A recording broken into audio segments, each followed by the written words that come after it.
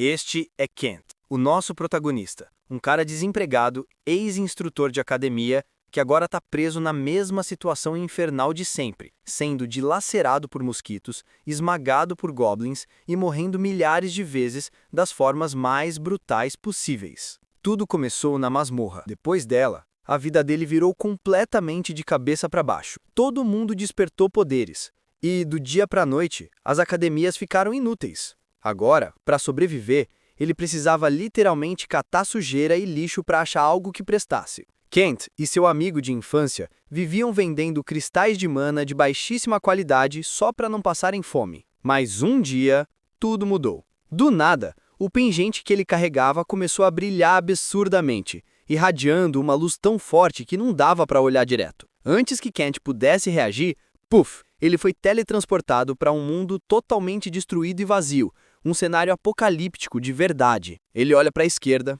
olha para a direita, e sua mente vira um caos. O que está acontecendo? Como eu vim parar aqui? Mas antes mesmo de tentar organizar os pensamentos, uma notificação aparece diante dele. O sistema avisa que Kent ultrapassou todos os limites conhecidos. Pela primeira vez, seu corpo despertou para mana, e a energia começa a circular dentro dele de verdade. Kent, completamente perdido, encara a mensagem brilhante na frente do rosto, mas mal começa a pensar nisso, outra notificação aparece. O sistema informa que Kent realizou o impossível. Ele entrou na dificuldade Inferno com o nível mais baixo de toda a humanidade. E não para aí. Ele ganha um título SSS, tão absurdo que até o próprio sistema parece espantado. Mais mensagens surgem, iluminando tudo. Kent é a primeira pessoa do mundo a desbloquear a dificuldade Inferno. E mais, ele é declarado o mais forte do Inferno, o primeiro e único detentor desse título. O sistema finaliza dizendo que ele é o último sobrevivente. A mente de Kent entra em colapso. Sua respiração trava, a ansiedade aperta o peito. Ele grita, sua voz ecoando por aquele vazio interminável, chamando por alguém, qualquer humano. Nada responde. Mas então, no meio da névoa, um brilho púrpura chama a sua atenção. Um cristal roxo perfeito, totalmente puro. O tão procurado cristal de musgo, intacto. Ele sabe o valor daquilo. Até um caco pequeno vale centenas de dólares. Mas aquele ali podia valer milhares. Era como ganhar na loteria. Kent segura o cristal, sorrindo pela primeira vez em muito tempo. Mas a alegria dura pouco. Um vórtice negro começa a girar ao redor dele. Ele chega perto demais e Kent inala o vórtice por acidente.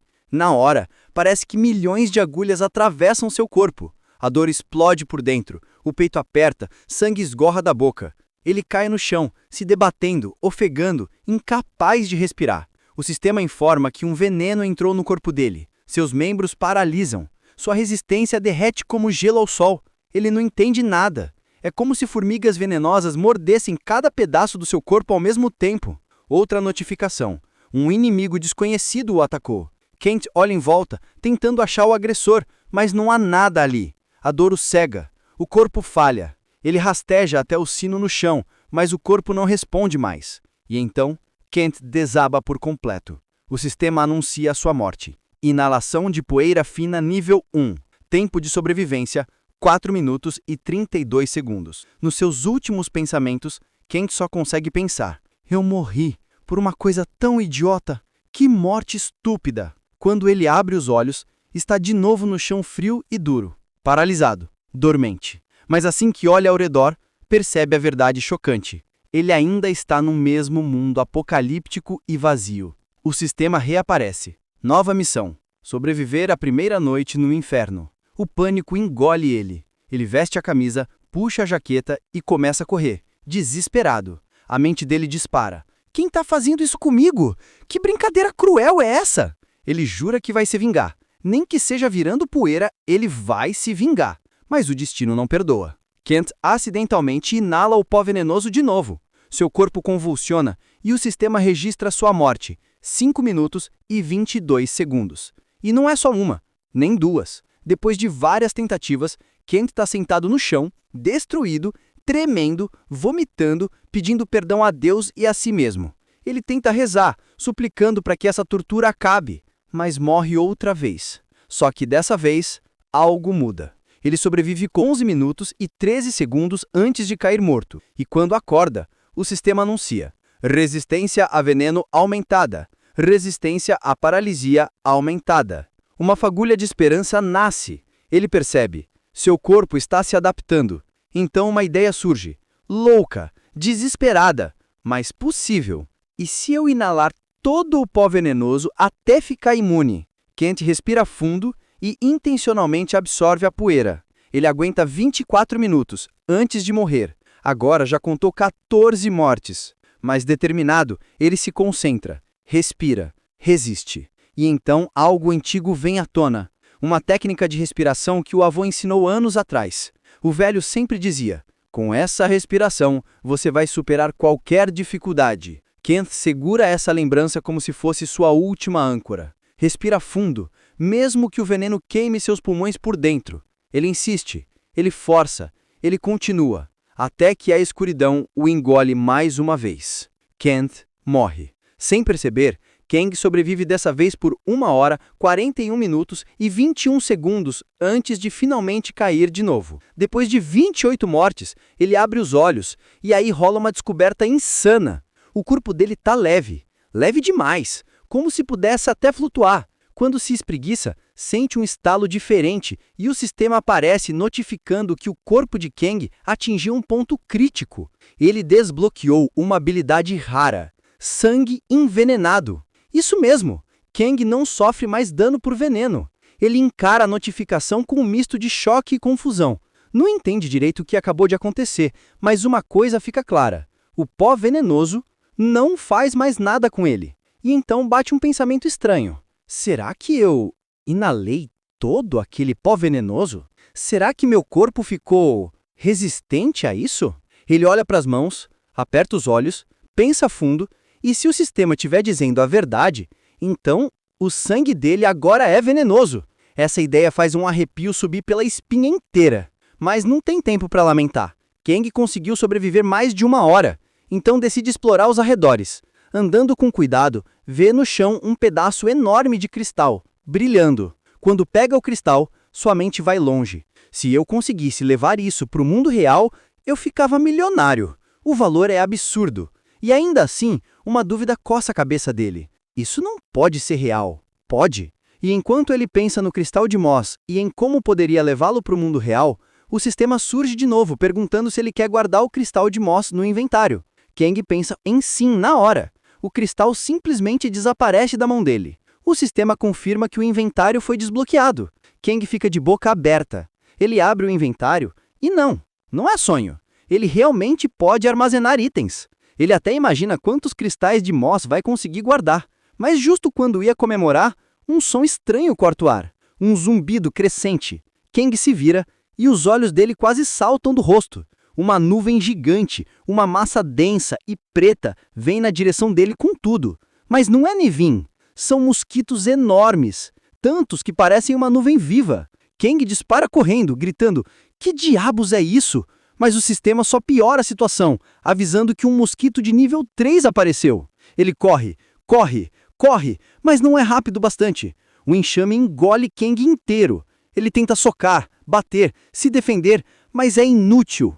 Os mosquitos não recuam. Eles começam a picar de todos os lados, sem parar. E aí acontece o inimaginável. Os mosquitos forçam caminho pela boca dele, e com uma explosão grotesca, Kang simplesmente explode. Sangue para todo lado. O corpo estourando como um balão de água. Só que o banquete dos mosquitos dura pouco. Assim que eles absorvem o sangue dele, eles explodem também, como bolhas de veneno, causando uma explosão intensa. O sistema aparece. Kang sobreviveu por 6 horas e 18 minutos. A consciência volta. Ele reaparece no ponto de renascimento, a cabeça latejando. O sistema anuncia uma nova conquista. Kang envenenou e matou mais de 100 monstros de uma vez. O poder do veneno dele aumentou. Kang confirma suas suspeitas. Eles morreram por causa do meu sangue. Meu sangue é realmente venenoso. Ele comemora sua primeira morte de monstro, mas a alegria dura segundos. O sistema alerta. Uma doença desconhecida infectou seu corpo. Sua saúde vai despencar rápido. Kang explode. Mas que porcaria é essa? Antes mesmo de terminar de xingar, ele desaba no chão e cai para trás, batendo numa cadeira velha e quebrada, destruindo ela inteira. O sistema avisa. Ele aprendeu a habilidade normal, desmontar. No chão, Kang fica entre rir e chorar, sem saber se comemora a nova habilidade ou se lamenta ter pego uma doença infernal. E aí vem outra notificação. A saúde dele caiu abaixo de 10%, mas por causa do título, a pessoa mais forte do inferno, todas as doenças foram purificadas do corpo dele. Ainda confuso, Kang decide testar sua nova habilidade. Ele pega a cadeira quebrada e pensa que, se eu usar desmontar, será que vou entender como isso funciona? Ele fala o nome da habilidade em voz alta. Imediatamente, as peças da cadeira se desmontam sozinhas e ficam organizadas direitinho no chão. Kang olha aquilo e murmura: "Cara, essa habilidade é incrível." Ele pega uma das peças e fica refletindo. Se um simples esbarrão desbloqueou uma habilidade, será que dá para liberar habilidades infinitas fazendo ações aleatórias nesse inferno? Ele resolve testar a teoria. Recompõe a cadeira desmontada. O sistema notifica. Ele aprendeu outra habilidade: criação. A cena muda. Kang está sentado, meditando. Ele pensa que não sabe quanto tempo vai ficar nesse lugar desconhecido, então precisa juntar tudo o que conseguir para sobreviver. Kang levanta e começa a recolher todos os cristais de Moz ao redor, guardando no inventário. Durante a busca, ele encontra um jornal, mas o idioma é totalmente estranho para ele. Kang força a mente, tentando decifrar o texto. Depois de muito tempo, o sistema anuncia: ele aprendeu uma nova língua. Kang fica genuinamente surpreso. Nesse inferno, parece que ele pode ganhar habilidades só de tentar coisas novas. Ele lê o jornal e vê o nome de uma cidade, Tang Hill. Esse nome cutuca a memória dele. Tang Hill existe no mundo real. Essa descoberta faz Kang se perguntar se esse lugar tem alguma ligação com o mundo real. Ele pensa nisso, mas deixa pra lá por enquanto. Ele precisa de duas coisas: sobreviver e achar um jeito de voltar. Com isso decidido, Kang se senta diante dos objetos que coletou. No meio deles estão restos de mosquitos, alguns mortos pelo sangue venenoso dele, outros capturados. Ele usa a habilidade desmontar para separar os mosquitos em partes diferentes. Kang passa 2 ou 3 horas desmontando mosquitos sem parar. Quando Kang finalmente desaba no chão, completamente exausto, ele encara os objetos que conseguiu juntar. Agora ele tem asas de mosquito, sangue venenoso e até fezes de mosquito. A coleção é bizarra. Kang observa tudo aquilo e fica pensando no que poderia fazer com esse monte de coisas estranhas.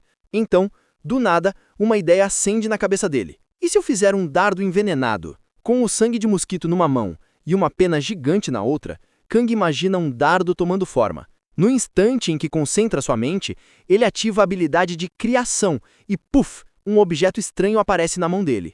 O sistema confirma. Ele criou um dardo infernal. Kang fica boquiaberto, maravilhado, pensando que com essa habilidade ele pode fazer coisas realmente insanas.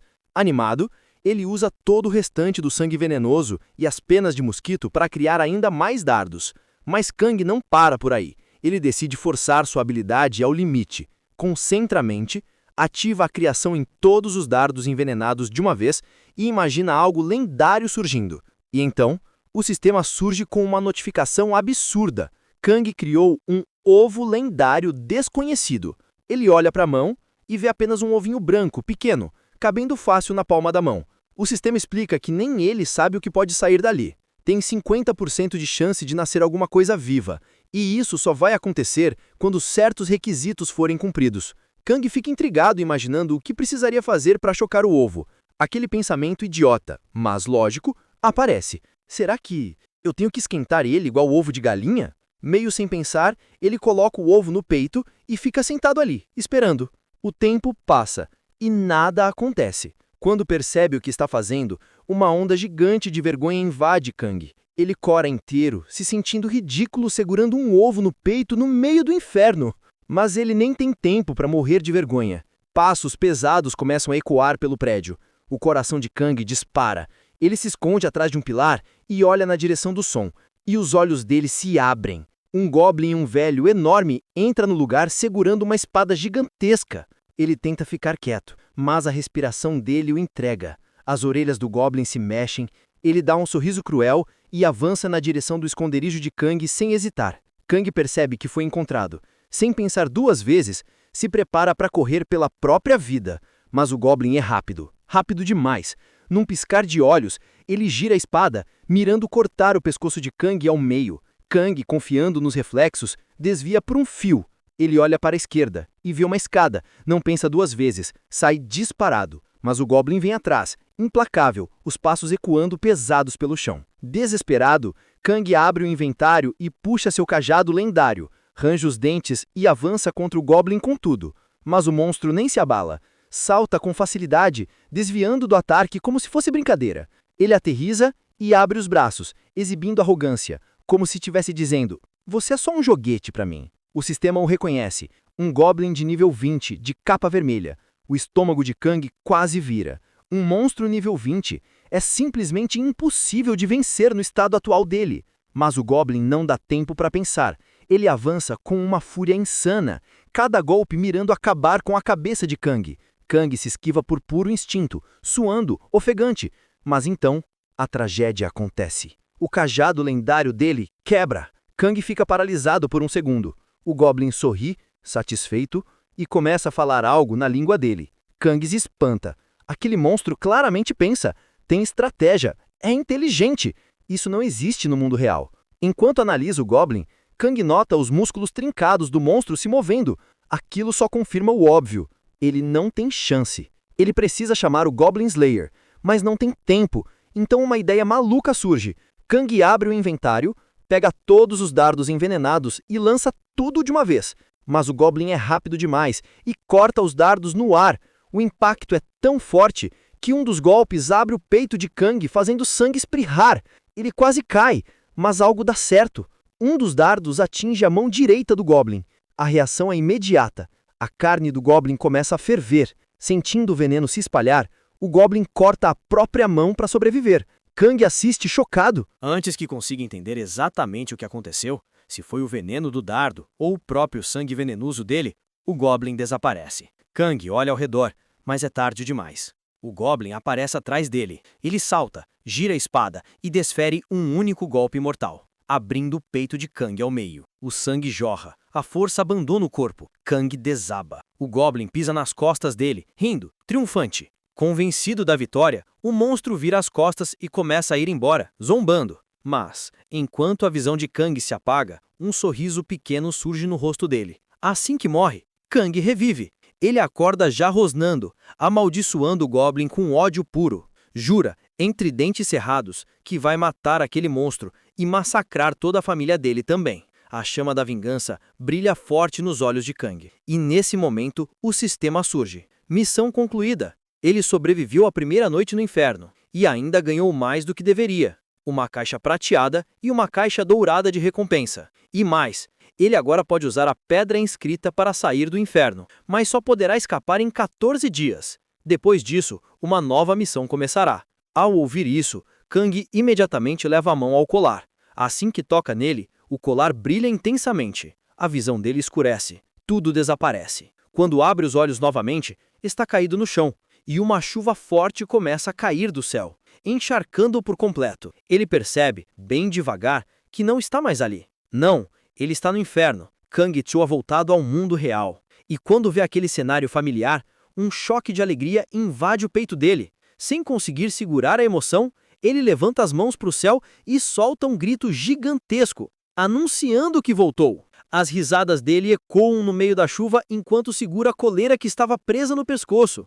E aí, tomado por uma raiva repentina, Kang arranca a coleira e joga no chão, gritando que tudo o que aconteceu com ele foi por causa daquele maldito objeto. Ele jura que vai esmagar aquilo ali na hora. Mas, quando ele levanta o pé para destruir a coleira, trava. Um pensamento atravessa a mente dele, cheio de fúria, mas também de lógica. Mesmo depois de todo o sofrimento infernal que passou, aquela experiência tinha dado a ele habilidades únicas e perigosas. Pela primeira vez na vida, ele tinha despertado algo com que sempre sonhou. Kang não podia simplesmente destruir aquele item. Ao invés disso, segura a coleira forte nas mãos, com lágrimas escorrendo pelo rosto enquanto pensa: "Eu consegui! Eu sobrevivi!" Perdido nesse turbilhão de sentimentos, Kang nem percebe que alguém está chamando o nome dele. Uma voz feminina grita, e isso puxa ele de volta para a realidade. Quando ele vira, vê uma mulher correndo na direção dele, no meio da chuva. Ela chega perto e já começa a bronca. Por que ele tá jogado ali, todo encharcado? Ele não percebe que pode ficar doente. Ela chega tão rápido que nem hesita. Tira o próprio casaco e coloca sobre os ombros dele. O calor do casaco surpreende Kang. E aí, ele nota que aquela mulher é ninguém menos que Jin, sua amiga de infância. A preocupação dela dá pra sentir só pelo tom da voz enquanto continua reclamando, dizendo que ele está parado na frente de detritos marinhos contaminados. Se ficasse ali mais tempo, podia até ser envenenado. Vendo o estado de Kang, completamente ensopado, Jin insiste que ele volte para casa. Kang só fica sentado, confuso, sem entender por que uma mulher tão bonita quanto Jin, sua amiga de infância, está ali cuidando dele daquele jeito.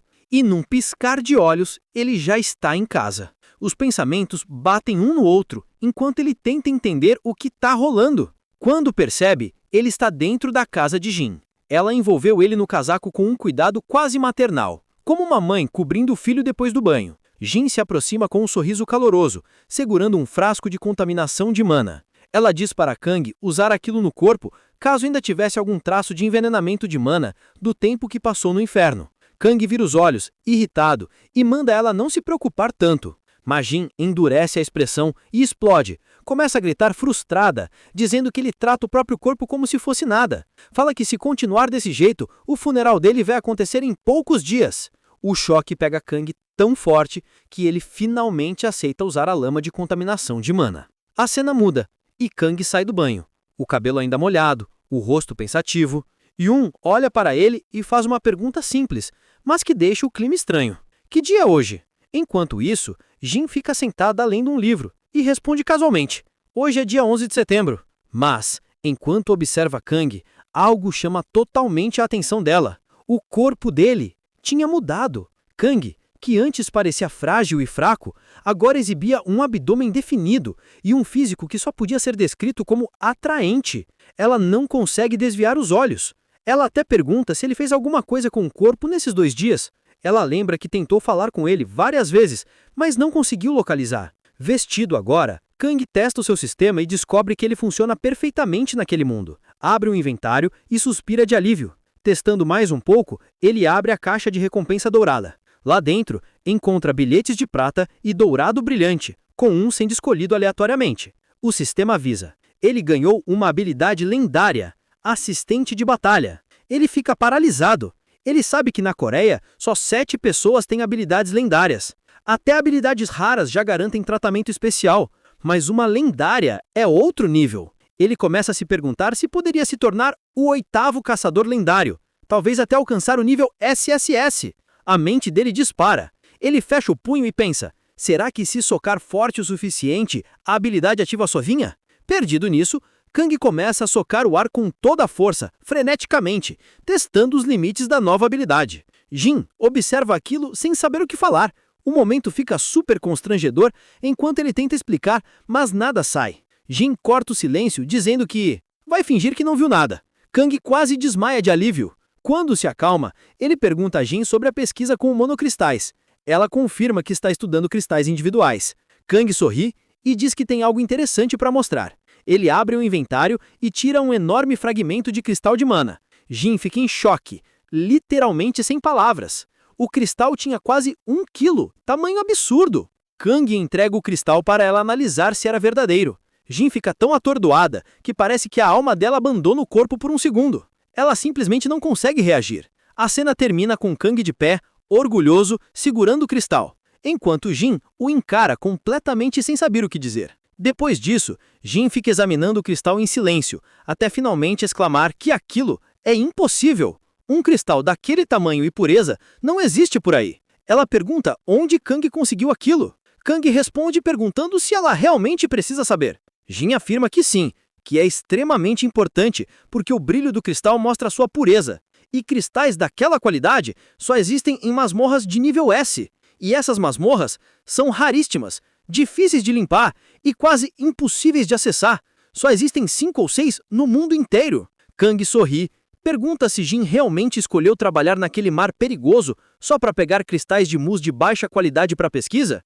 Ela confirma. Kang começa a rir alto e diz que, primeiro de tudo, ele não vai dar aquele cristal puro de graça. Mas, se ela fizer alguma coisa por ele, talvez ele dê para a pesquisa. Jin range os dentes, irritadíssima, e pergunta o que ele quer. Kang responde calmamente. Ele precisa de ajuda para encontrar um comprador disposto a comprar todos os cristais Mus que ele juntou. Jin, ainda irritada, explica que vender um cristal Mustang puro daquele tamanho exige vários documentos e processos legais. Só pelo tamanho daquele cristal já dava para ver que vender aquilo seria uma dor de cabeça enorme. Mas Kang, sem perder tempo, responde às preocupações dela dizendo que, se o tamanho for o problema, então isso é fácil de resolver. Antes que Jin possa protestar, Kang simplesmente parte o cristal Mus ao meio, bem na frente dela. Na hora, Yumin sente como se a alma tivesse saído do corpo. Ela entra em puro desespero, berra com Kang,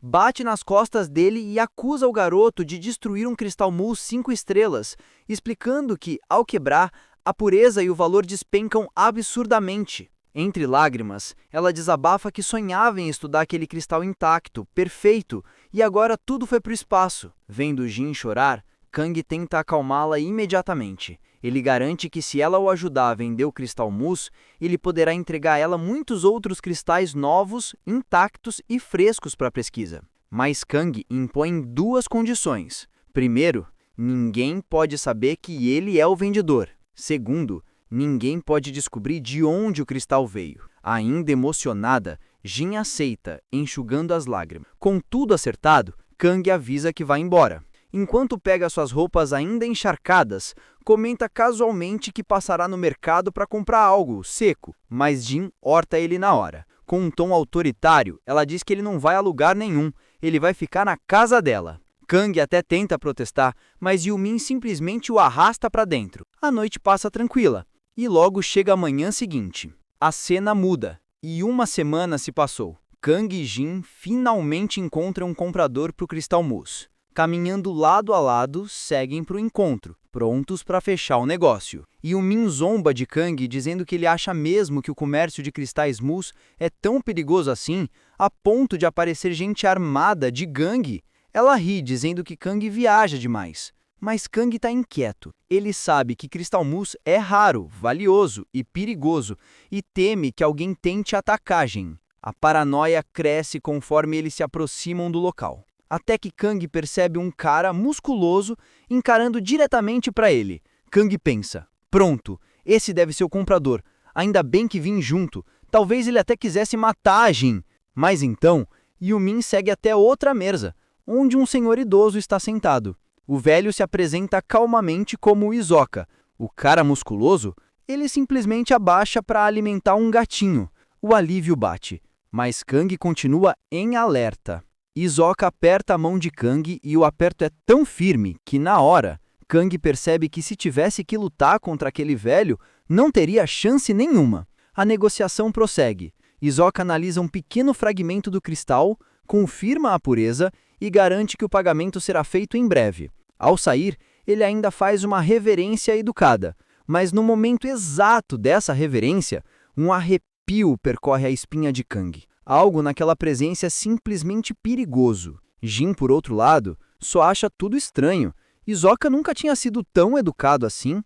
Kang fica ainda mais desconfiado. Suspeita até que o velho tenha descoberto que foi ele que encontrou o cristal. Ele decide ficar vigilante. Depois disso, Jin volta a zombar de Kang, dizendo que ele parecia esperar aparecer uma gangue armada com pistolas e espadas atravessando o vidro. Ela até dá um tapinha nas costas dele, mandando ele amadurecer. Então o telefone de Jin toca. Ela abre um sorriso e mostra para Kang um depósito de $1 milhão. Yumin ri, perguntando se Kang já tinha visto tanto dinheiro assim. Ela mesma responde, eu sei que você nunca viu. A cena corta. Hisoka aparece dentro do carro com um saco cheio de cristais Mus ao lado. Ele confirma a conclusão do negócio e comenta com alguém que cristais Mus vieram inundando o mercado negro em pequenos fragmentos, mas eles suspeitam que tudo vem da mesma peça, provavelmente retirada de uma masmorra Rank S. O homem desconhecido diz que quem obteve aquele cristal só pode ser um caçador extremamente habilidoso. O velho especula que talvez seja um estrangeiro, já que isso explicaria o sigilo. Mas então, Hisoka revela sua suspeita. Será que o caçador é Kang? A cena muda de novo. Vemos o rosto de uma figura conhecida, Linji, a caçadora ranquiesse mais poderosa da Coreia. Ela ordena que Hisoka vigie o Min e Kang e a mantenha informada. Outra semana passa. Agora, Kang está de volta ao inferno. Ele treina sem parar numa barra fixa, indo além do limite. São dezenas e dezenas de repetições.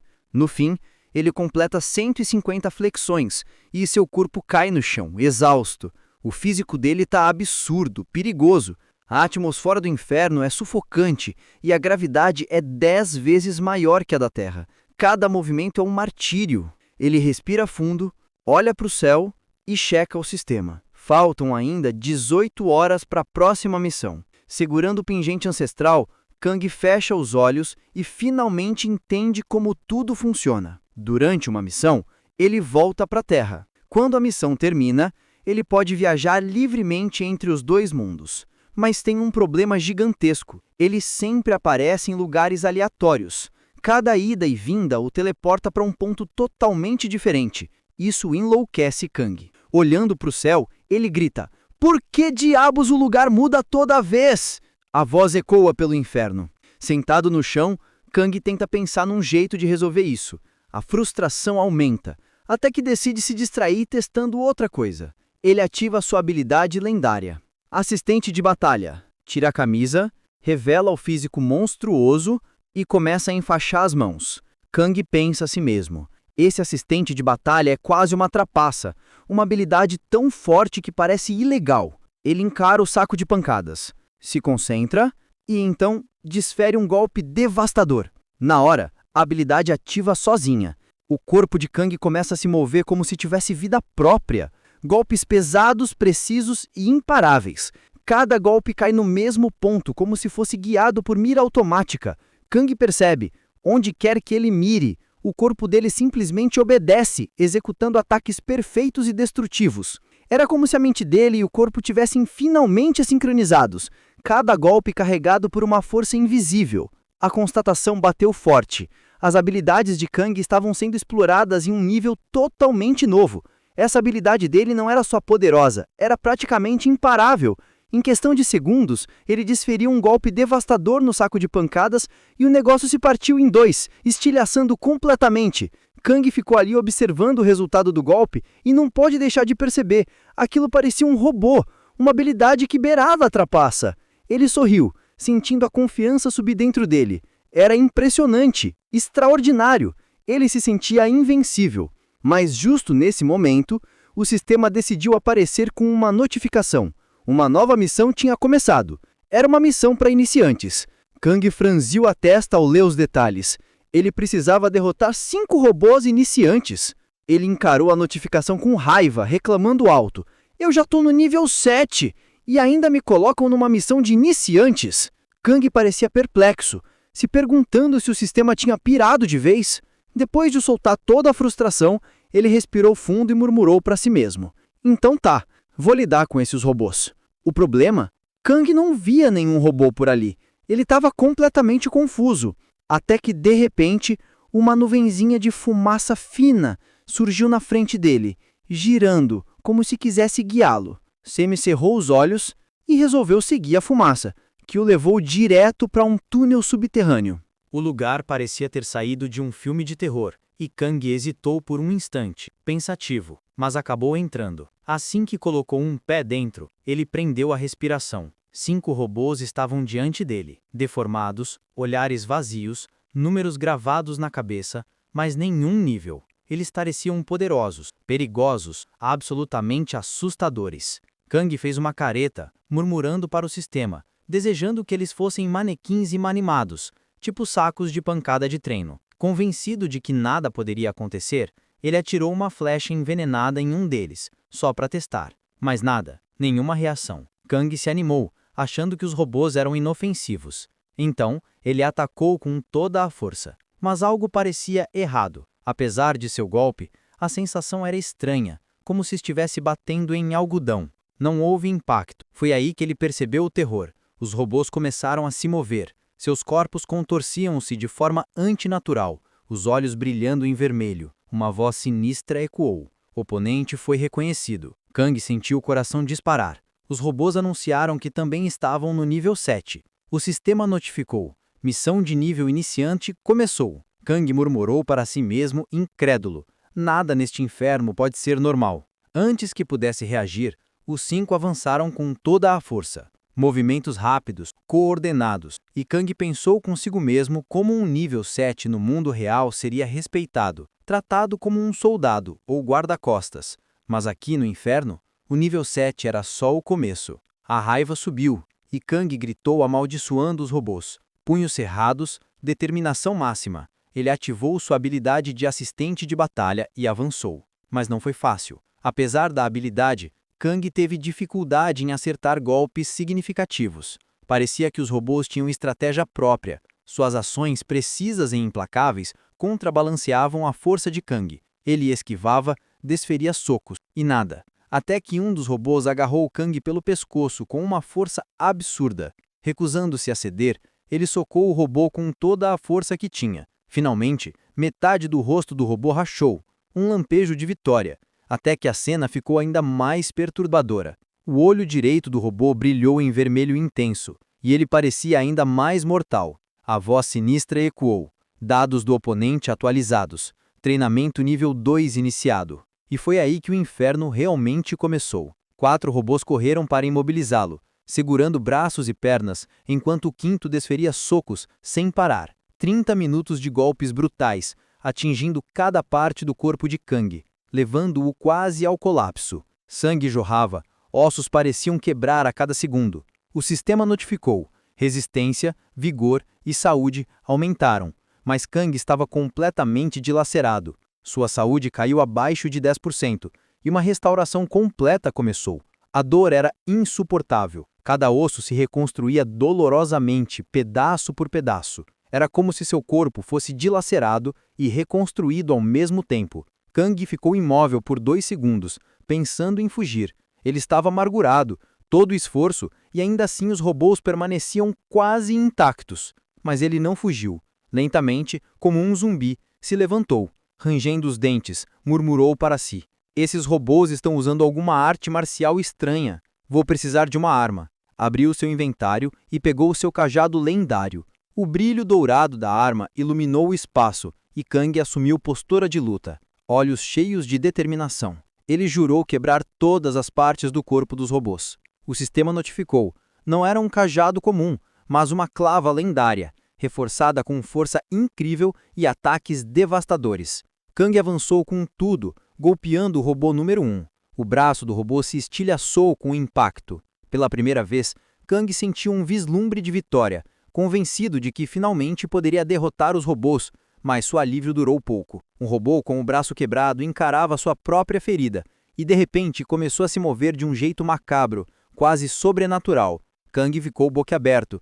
O sistema dos robôs tinha atualizado suas táticas de combate, e o pior, a mão do robô se regenerou praticamente na hora. E não parou por aí. Todos os outros robôs começaram a se mover ao mesmo tempo, assumindo suas posições e sacando armas mortais. Cada movimento deles tornava a cena ainda mais terrorista. Kang segurava firme sua arma, percebendo que a batalha estava longe de terminar. Isso só era o começo. Um robô desembainhou uma espada, outro ergueu um martelo, o terceiro empunhava um machado e o quarto brandia uma massa gigantesca. Armados até os dentes, eles começaram a destruir Kang, pedaço por pedaço. O sistema, frio como sempre, notificou que ele havia sobrevivido por 5 dias, 8 horas e 4 minutos. A cena mudava, mostrando Kang praticamente agarrando a vida, lutando com todas as forças. No desespero, ele amarra 2 robôs a um pilar, diminuindo os inimigos ativos, mas mesmo assim a batalha era brutal. Entre golpes e ataques implacáveis, o seu nível começava a subir. Kang ativou sua habilidade de assistente de batalha e acertou um soco devastador no peito de um dos robôs, estilhaçando o núcleo e revelando um cristal de mana brilhante. Um pensamento rápido atravessou sua mente. Se eu destruir o cristal, talvez elimine o robô. Ele se preparava para o golpe decisivo, mas o robô se regenerou imediatamente. E sua voz ecoou. Nível 3 de treinamento iniciado. O corpo do inimigo ficava cada vez mais forte, seus movimentos mais rápidos e precisos. Apesar da dificuldade, Kang sorriu. Ele sabia que à medida que os robôs ficassem mais fortes, ele também ficaria. Mas antes que pudesse comemorar, um robô saltou sobre ele e esmagou sua cabeça com um golpe brutal. Kang morreu na hora. E não parou por aí. Os robôs começaram a matá-lo repetidas vezes, de formas horríveis e grotescas. Um quebrava suas costas, outro esmagava seu corpo inteiro, outro ainda triturava sua cabeça. O ciclo da morte se repetiu tantas vezes que a dor começou a ficar insensível. Depois de mais de 50 mortes, Kang exasperado gritou para os robôs: "Mas o que vocês sabem de artes marciais?" Cada surra, cada golpe brutal deixou algo gravado em seu corpo. Ele começou a sentir que podia usar aquelas técnicas sozinho. Os robôs se reposicionavam e Kang, instintivamente, imitava cada movimento deles. Era como se aquelas técnicas estivessem gravadas nele. A luta recomeçou com toda a intensidade. Kang sentiu a faísca da empolgação, finalmente uma chance de testar suas habilidades. Mas a alegria durou pouco. Um robô avançou e arrancou seus olhos, esmagando suas órbitas com precisão cirúrgica. Ele gritou de dor, sangue escorrendo pelo rosto. Antes que pudesse reagir, outro robô abriu a boca cheia de dentes e mordeu seus pés como um cão raivoso. A dor era insuportável e Kang, incrédulo, gritou: "Que diabos são vocês?" Mas os robôs não paravam, devoravam seu corpo pedaço por pedaço, e a cada morte, Kang aprendia mais. Quando finalmente acordou, percebeu que essa era a 90ª vez que morria. Mas algo incrível aconteceu. Ele aprendeu todas as artes marciais dos robôs. Agora podia lutar de igual para igual e até derrotá-los. Pronto para o próximo ataque, Kang sentiu uma energia estranha percorrer seu corpo. Ele fechou o punho, puxou para trás e socou com toda a força. Uma rajada de energia saiu do seu punho, destruindo todos os robôs de uma vez. Kang ficou paralisado, os olhos arregalados de descrença. Como ele tinha conseguido aquilo? O sistema notificou: "Missão de nível iniciante, dominada." Exausto, Kang desabou no chão, respirando pesadamente, olhando para suas mãos trêmulas. Ele pensava: como essa missão de iniciantes pôde ser tão insana? Mas no fundo, ele sabia. Os robôs o espancaram para obrigar aquelas técnicas de artes marciais a ficarem gravadas no seu corpo. E mesmo sofrendo tanto, ele se sentia feliz, porque havia aprendido as técnicas. Decidindo conferir suas recompensas, Kang abriu o sistema e descobriu que, por ser SSS, sua recompensa tinha sido aprimorada, um lendário pedaço de tecido amarelo capaz de acelerar seu crescimento e restaurar partes danificadas do corpo. Curioso, ele amarra o tecido na cabeça e espera. Nada acontece, até que o pano começa a brilhar intensamente, desaparecer e o lendário ovo de mosquito sobre ele começa a dourar, rachadura surgindo. Kang sentiu um arrepio subir pela espinha. O ovo estava chocando lentamente e o medo dele só aumentava. Kang se pergunta se, por acaso, aquilo é mesmo o inferno e o que diabos está acontecendo ali por dentro. Enquanto ele tenta processar a situação, o ovo, de repente, se quebra sozinho, emitindo uma luz tão intensa que Kang quase fica cego de tanto brilho. Ele cobre os olhos instintivamente e, quando a luz finalmente diminui, levanta a cabeça e não acredita no que vê. No lugar de um monstro demoníaco horrível, surge uma menininha fofa, pequenininha e adorável, repousando no centro do ovo. Kang congela, surpreso. Suas expectativas de se deparar com uma criatura aterrorizante desmoronaram completamente. A garota se mexe devagar e seus olhos negros, com pupilas vermelhas, se abrem lentamente. O olhar dela é inocente, mas ao mesmo tempo tem algo sinistro, como se fosse um demônio disfarçado de criança. Ela pisca várias vezes, de maneira lenta e encantadora, e finalmente se levanta. Kang pensa: será que é uma fada? Ele esperava um monstro, mas essa criaturinha, com o jeitinho dela, deixa ele completamente boquiaberto. Um sorriso curioso surge no rosto de Kang enquanto ele dá um passo mais perto e estende o dedo para tocar a bochecha dela, querendo fazer uma coceguinha, carinhosa. Mas, para seu choque, ela morde o dedo com dentes afiados e começa a sugar o seu sangue. A dor atravessa a mão de Kang e ele grita desesperado, sacudindo o braço com força para se livrar da pequena vampirinha. Ela acaba sendo jogada contra o teto antes de cair com um baque surdo no chão. Kang, frustradíssimo, segura a mão dela e grita: que tipo de recompensa é essa? Que monstro canibal é esse? Ele até se pergunta se o sistema está de sacanagem com ele. Sentada no chão, a pequena fada olha para Kang com olhos tristes e lágrimas escorrendo e diz docemente que está com muita fome. Kang suspira pesado, dividido entre frustração e pena. Ele pega um doce e oferece, mas ela balança a cabeça negativamente. Kang franze a testa e pergunta: "Então o que você quer comer?" Sem hesitar, ela aponta para o prato, deixando claro que era isso que queria. A ficha cai para Kang. Aquela pequena criatura é, de fato, um monstro canibal, mas ele decide não criar mais confusão, e a contragosto permite que ela sugue seu sangue. Ela voa até sua mão e perfura a pele com a pequena boca em forma de canudo, fazendo-o sangrar. Kang faz uma careta de dor, mas fala com voz alegre para tranquilizá-la. "Relaxa, eu paro assim que você se sentir satisfeita." Alguns minutos se passam e ela finalmente parece aliviada. Mas então, para piorar, começa a lamber o ferimento e Kang fica ainda mais desconfortável. Observando a fada, Kang percebe algo importante. Aquele ovo foi criado a partir da fusão de mosquitos, então ela é uma fada-mosquito. Var, como Kang passa a chamá-la, flutua diante dele, satisfeita e até um pouco arrogante, chamando Kang de servo. Kang, furioso, aperta a mão dela, exigindo que ela diga quem é o servo. Mas a pequena, sem se abalar, continua chamando ele de servo e até o beija carinhosamente. Kang aperta um pouco mais, fazendo a fada subir de nível, mas o título de mordomo só aumenta a irritação dela. Até que, sob a pressão dele, ela é forçada a chamar Kang pelo nome. Kang se apresenta corretamente, dizendo seu nome e perguntando qual era o dela. Mas, de repente, ele trava, não consegue se lembrar do próprio nome ou da vida passada. Exasperado, mas aliviado por pelo menos estar vivo, decide chamá-la de Fada do Mosquito.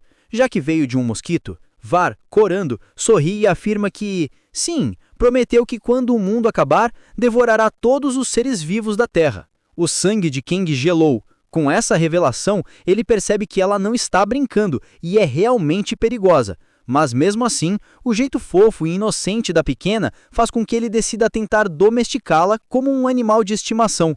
Kang sugere que ela tenha um nome de verdade e chama de Ver, o mosquito de gelo. Ela adora e repete baixinho, encantada. Kang sente que algo genuíno está surgindo entre eles. Mas antes de mais nada, ele estabelece duas regras. Ver não pode comer ou beber sangue de humanos vivos e deve pedir permissão antes de atacar qualquer ser vivo. Ver aceita com entusiasmo, já babando só de pensar no sangue de Kang. Enquanto isso, Kang observa os robôs destruídos no chão e sente um orgulho imenso. Olhando mais atentamente, ele percebe que um dos robôs, completamente quebrado, tinha sido atingido por uma explosão de energia mística que ele liberou sem querer. Curioso, ele abre as notificações do sistema e descobre uma nova habilidade, Energia Violenta. Ele se lembra, foi ativada na última vez que usou suas artes marciais contra os robôs. E é assim que Kang percebe que o jogo de luta acabou de ficar ainda mais interessante. Determinado a replicar os movimentos que tinha visto, Kang ativa seu assistente de batalha, concentra toda a força no seu punho e invoca o nome da habilidade, Energia Violenta. Ele avança com tudo, e é como se o próprio punho explodisse numa onda devastadora de energia. O projétil dispara com força absurda, atravessando o robô e pulverizando-o em pedaços. Kang observa e um sorriso de pura satisfação se abre no rosto dele. A energia que percorre seu corpo é revigorante, quase como se o fizesse flutuar de felicidade. Var, que estava por perto, não consegue esconder a admiração. Ela comenta, maravilhada, que o golpe de Kang foi insano, conseguiu cortar o robô ao meio. Mas Ver não quer ficar para trás. Ela concentra suas energias e solta uma dupla explosão devastadora, despedaçando outros robôs. O rosto de Kang se fecha em choque. A letalidade do ataque de Ver é praticamente o dobro da dele, deixando-o ao mesmo tempo maravilhado e ligeiramente intimidado. E aí, todos os robôs que Kang e Ver havem destruído se levantam de novo, com suas vozes sem vida ecoando reconhecimento total do oponente. Instintivamente, Kang assume uma postura de combate, seu corpo tenso, pronto para encarar mais uma batalha. Mas algo chama sua atenção. Os robôs não atacam. Em vez disso, eles apontam lentamente para uma sala desconhecida, que surge do nada, como se estivessem esperando por ele. Cautelosamente, Kang se aproxima, retirando os destroços e mantendo os olhos atentos. Ele sente que algo importante pode estar lá dentro. Enquanto isso, Ver se aproxima, farejando o ar, e comenta que sente um cheiro estranho, mas estranhamente agradável. Curiosa, ela pega um osso e começa a comê-lo como se fosse um lanche. O choque de Kang rapidamente se transforma em raiva. Ele agarra Ver com força, exigindo que ele explicasse. A fada mosquito, imperturbável, olha para ele e responde calmamente que a pessoa já estava morta, então não haveria problema. Kang se vira para a carta que o esqueleto segurava, desdobra o papel cuidadosamente e começa a ler. As palavras são sombrias.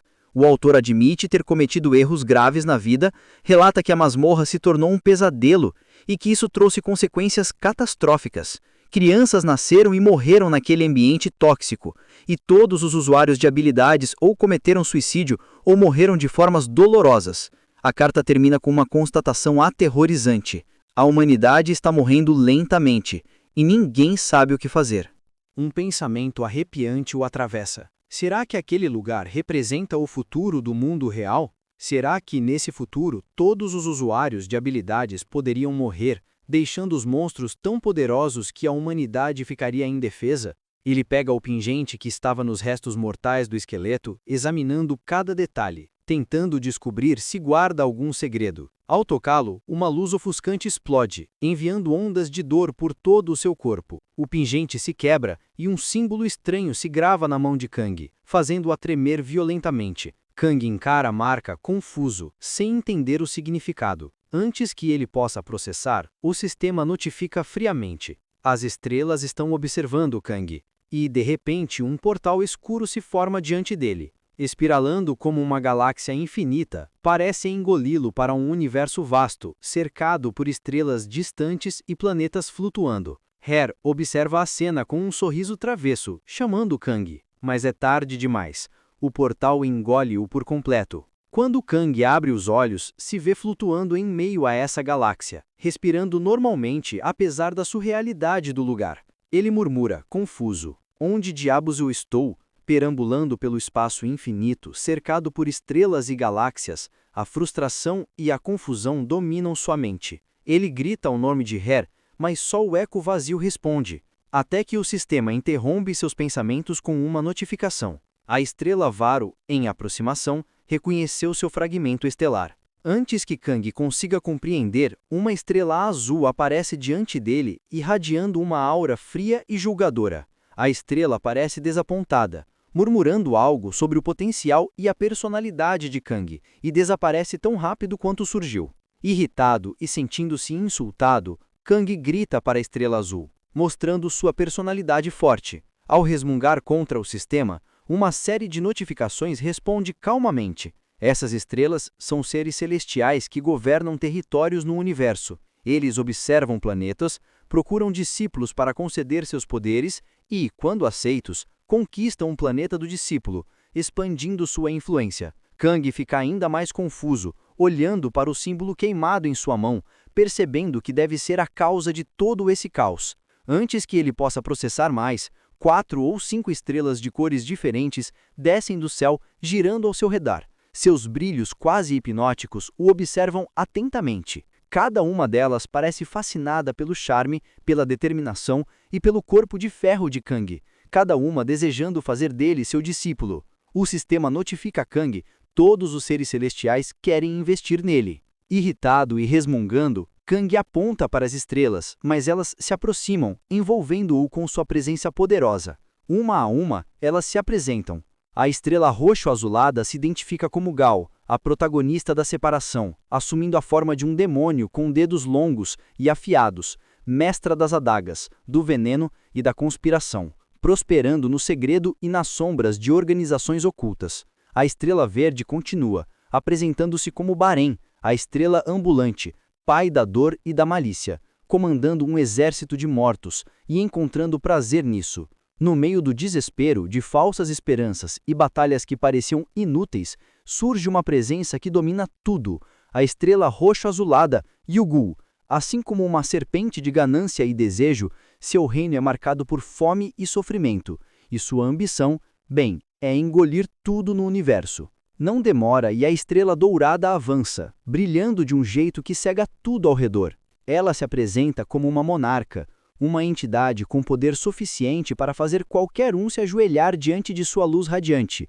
O brilho dela é tão intenso que ofusca até as luzes mais fortes, e a autoridade é absoluta. E não para por aí. A estrela laranja surge em seguida, apresentando-se como Aros. Ele se diz um guerreiro que avança com o fogo e destrói inimigos com aço. Ele personifica força, determinação e pura ferocidade. Kang, ouvindo essas apresentações, arregala os olhos. Ele murmura, meio sarcástico, que todos eles parecem ter algum transtorno de personalidade. E, para sua surpresa, os próprios seres celestiais concordam com entusiasmo. Eles até comentam que adoram o jeito diferente de Kang e que é por isso que querem investir nele. Mas Kang perde a paciência. Sua irritação explode e grita, perguntando se eles realmente acham que ele tem algum transtorno de personalidade. Todos os seres celestiais assemplam em unânime, sem nenhuma vergonha. E Kang fica completamente exasperado, sentado ali como uma estátua, com a mente a mil. Ele respira fundo e, tentando manter a calma, pergunta finalmente o que ganharia se escolhesse algum deles.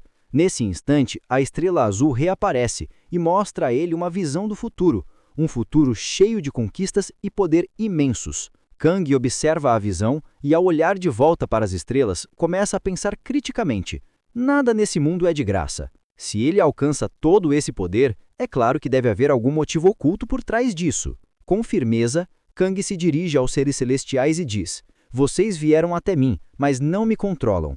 Eu sou quem decide. Eu escolho e recuso o que quiser. Com isso, ele dispensa as estrelas com um gesto de desdém. Mas o universo não deixa barato. Um portal começa a se formar, puxando Kang de volta à sua realidade. Antes que se feche completamente, a estrela dourada estende um fio e corta a mão de Kang, causando dor intensa. Ele aperta a mão e o sistema notifica. Os seres celestiais desbloquearam seu potencial, concedendo-lhe a lendária habilidade de maestria. Kang encara a mão trêmula, frustrado e confuso. Habilidade de domínio? Que diabos é isso? Mesmo cheio de perguntas sobre quem criou o inferno e por que ele foi parar ali, Kang sente algo firme dentro de si. Essa determinação vai o tornar mais forte do que nunca. Corta a cena, Kang finalmente retorna à Terra. Mas 3 dias se passaram desde que ele voltou. Ele achou que poderia apenas focar em ficar mais forte no inferno. Mas ao chegar, percebe que problemas do mundo real ainda o aguardam. Primeiro, ele não sabia onde tinha aterrissado. E quando se dá conta, parece um completo mendigo. As pessoas olham assustadas só de vê-lo. Kang vai até sua casa e casualmente anuncia a Jin que quer comprar um imóvel. Jin, surpresa, o questiona, mas Kang garante que tem dinheiro e que precisa de uma casa digna. Jin, cética, alerta que o dinheiro dele parece suspeito e que ele precisaria se legalizar como caçador. Afinal, caçadores já têm grana e podem comprar casas sem levantar suspeitas. Enquanto preparam ramen na cozinha, Kang reflete sobre as palavras de Jin e entende que faz sentido. Comprar uma casa do nada chamaria atenção, mas ele também lembra das estrelas que mostraram seu futuro de sucesso e decide, não precisa do poder delas. Com um sorriso malévolo, declara que conquistará tudo pelo próprio esforço.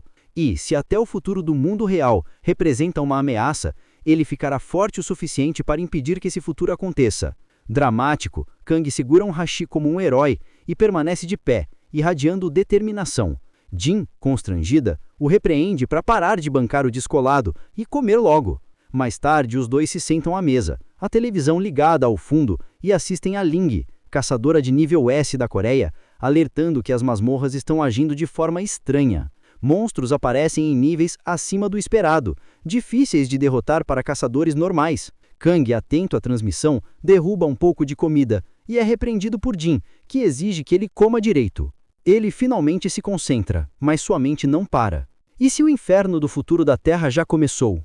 Primeiro, tiram sua foto de identificação. E o rosto dele parece o de um gangster, deixando até a recepcionista surpresa. Em seguida, ele passa por exames de sangue e chega à máquina de medição de poder. Uma pessoa próxima exclama que um candidato está no nível 87, lembrando que qualquer um com o nível 100 pode se tornar caçador. Chega a vez de Kang. Ele avança confiante, coloca a mão na máquina, concentra toda a sua força e, BUM!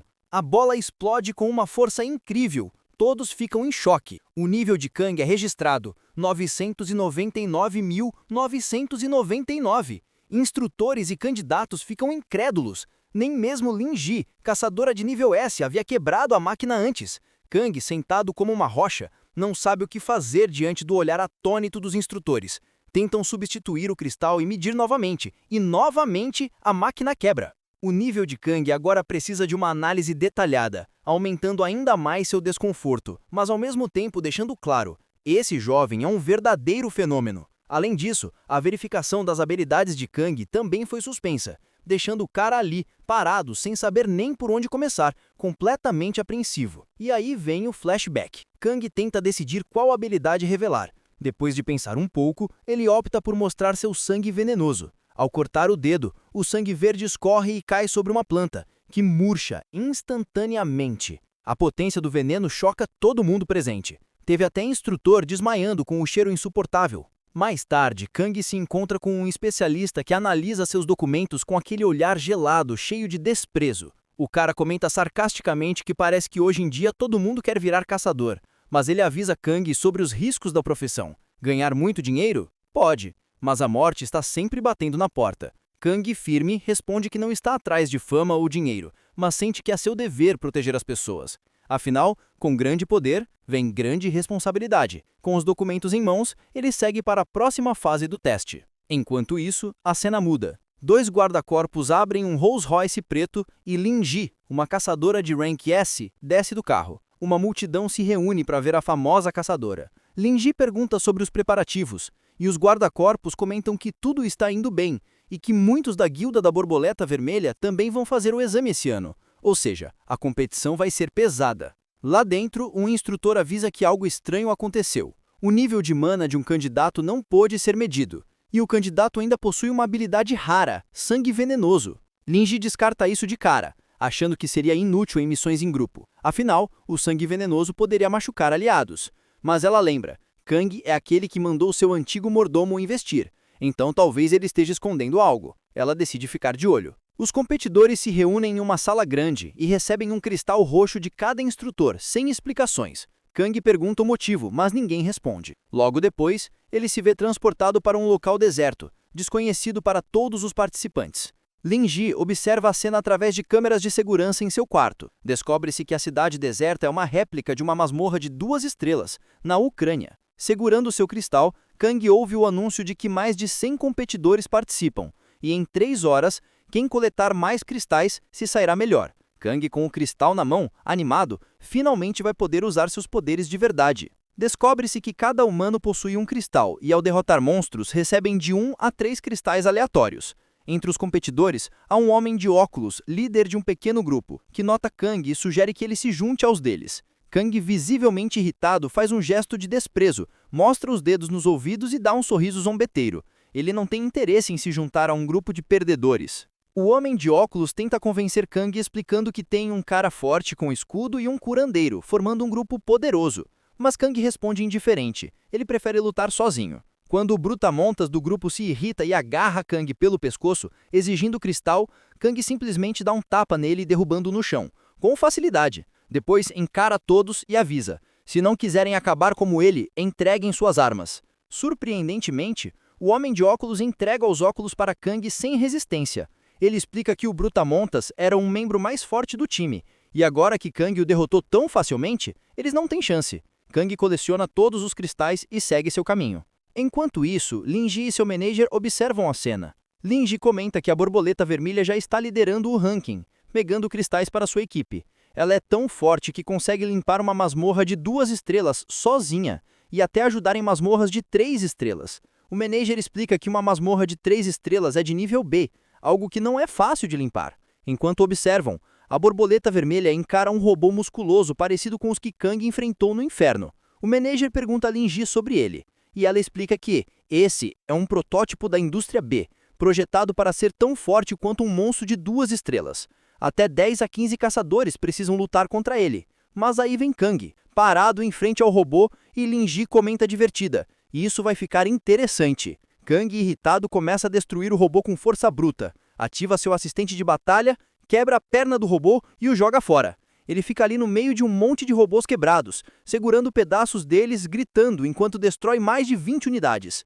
Ele comenta sarcástico: "Esse robô é piada perto dos que enfrentei no inferno, brinquedo ridículo", e usa sua habilidade de desmantelar para extrair o cristal do robô.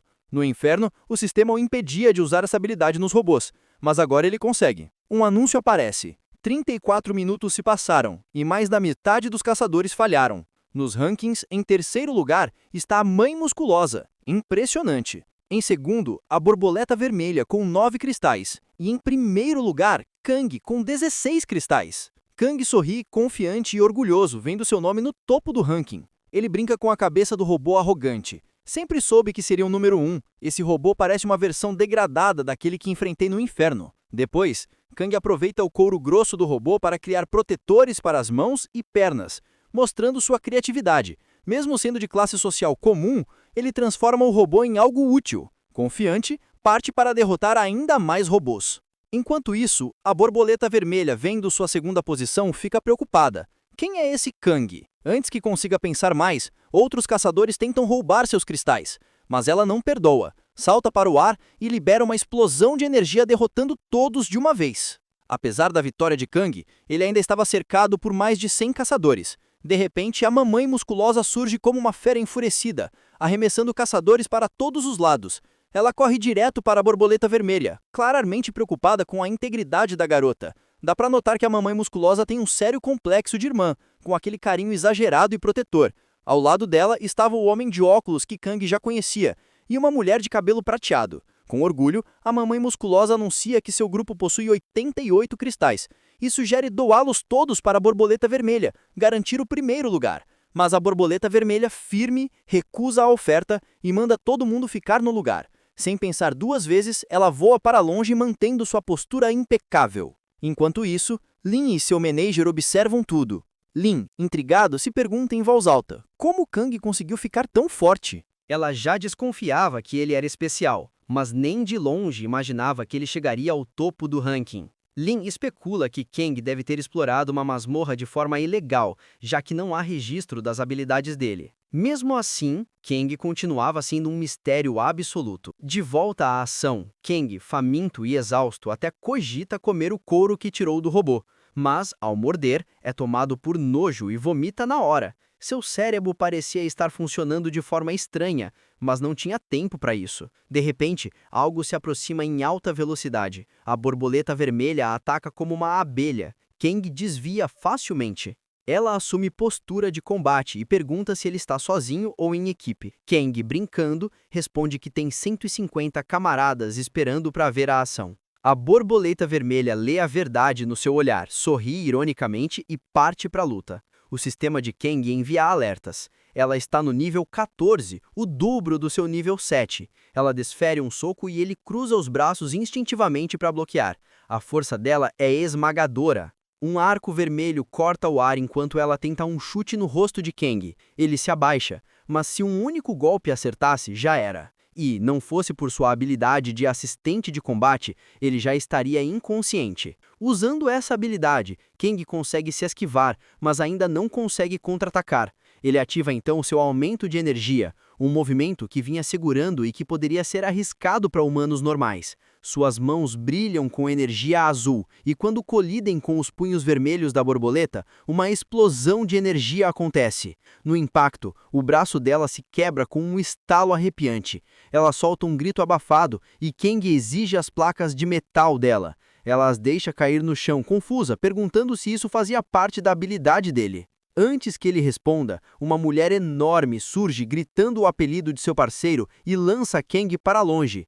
Atordoado, ele vê a Cobra Vermelha, o homem de óculos e a mulher musculosa ajudando a Borboleta Vermelha a se levantar. Cobra Vermelha apresenta a mulher corpulenta, que fica furiosa ao ver o braço quebrado da borboleta. Ela tenta acalmar, dizendo que a equipe deles é fraca demais para vencê-lo. Mas Kang admite orgulhosamente: fui eu quem quebrou-o. Logo depois, a transmissão anuncia que o teste terminou após 3 horas e a classificação está prestes a sair. Kang teme que toda a confusão tenha custado o primeiro lugar.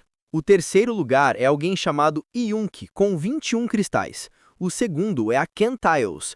E o primeiro, a Borboleta Vermelha, com 88 cristais. Tanto Kang quanto a borboleta ficam confusos com o resultado, enquanto Han sorri triunfante. O pobre homem percebe que a borboleta vermelha deve ter roubado seus cristais quando o atingiu e dá um tapa na própria cara, frustrado. A borboleta tenta explicar que foi um mal-entendido, mas Han exige pedido de desculpas pelo braço quebrado da irmã. Apesar da raiva, ele se mantém calmo, pensando antes de agir. Primeiro, entender a reação. Segundo, ouvir a história inteira. E terceiro, perceber que mesmo tirando o primeiro lugar dele, ainda querem fazer dele o vilão.